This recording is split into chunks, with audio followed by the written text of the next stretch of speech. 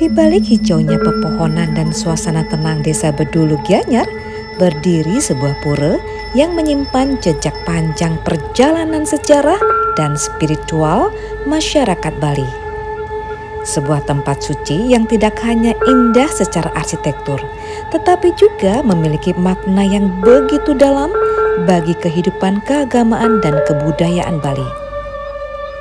Inilah Pura Samuan Tiga. Nama Samuan Tiga memiliki makna pertemuan tiga. Pura ini dipercaya memiliki kaitan erat dengan perjalanan penataan kehidupan keagamaan di Bali pada masa lampau. Di tempat inilah kita dapat merasakan bagaimana sejarah, tradisi, dan spiritualitas berpadu dalam sebuah ruang yang penuh kesakralan. Setiap halaman, pelinggih, dan sudut pura seolah menyimpan cerita tentang leluhur dan warisan budaya yang terus dijaga hingga hari ini. Lebih dari sekedar bangunan suci, Pura Samuan Tiga mengingatkan kita akan pentingnya persatuan, keseimbangan, dan keharmonisan dalam menjalani kehidupan. Karena Bali bukan hanya tentang keindahan alamnya, tetapi juga tentang sejarah, budaya, tradisi, dan spiritualitas yang menjadi jiwa dari pulau ini. Pura Samuan Tiga dibangun dengan mengaplikasikan konsep Kayangan Tiga. Ini adalah representasi dari tiga dewa utama dalam agama Hindu, yakni Brahma, Wisnu, dan Shiva.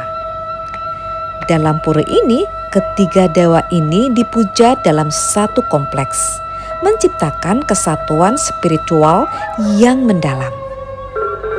Konsep ini menggambarkan keharmonisan dan persatuan dalam perbedaan, mencerminkan esensi dari filosofi Hindu yang dianut oleh masyarakat Bali.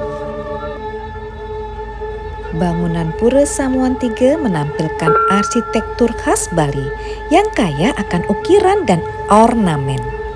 Candi-candi yang terbuat dari bata merah dan batu paras menciptakan pemandangan klasik yang megah. Karang boma, pahatan yang menghiasi candi, diyakini sebagai pengusir energi negatif, menjaga kesucian tempat suci ini. Secara umum, Pura Samuan Tiga terdiri dari 3 halaman, yakni utama, tengah, dan sisi atau jabe. Pada halaman utama terdapat 7 mandala atau halaman yang dikenal dengan Sabta Loka.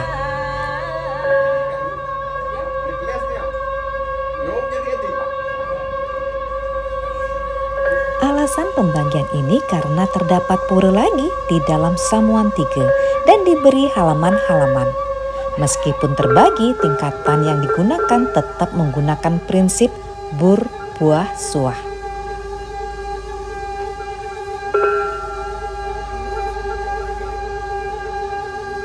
Selain digunakan sebagai tempat persembahyangan, Pura Samuan Tiga juga dijadikan sebagai tempat wisata.